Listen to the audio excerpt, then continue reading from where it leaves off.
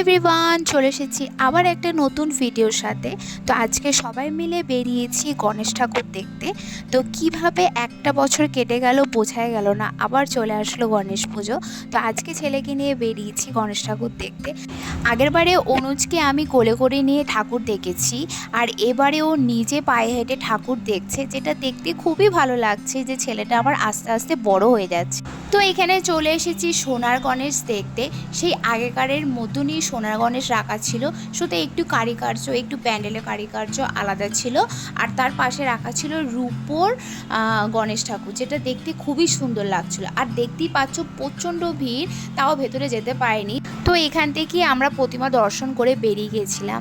আর তারই পাশে পাশে আরও ছোট ছোট গণেশ মূর্তি দেখলাম, যেটা দেখতে খুবই ভালো লাগলো। আর এইটাই হচ্ছে অনেক উচ্চতায় অনেক অনেক বড় ছিল, দেখতেই পাচ্ছ তোমরা।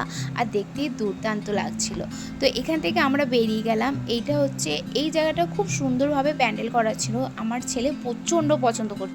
তো অনুজ প্রচণ্ড আলো আর লাইট খুব পছন্দ করে, তো ওর খুব ভালো লাগছিল। আর ওর ভালো লাগা থেকে আমাদেরও খুব ভালো লাগছিল।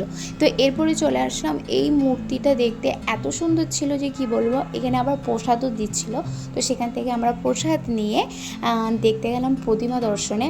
আর এই প্রতিমাটা অসম্ভব সুন্দর ছিল, তোমরা দেখতেই পাচ্ছ, খুব সুন্দর।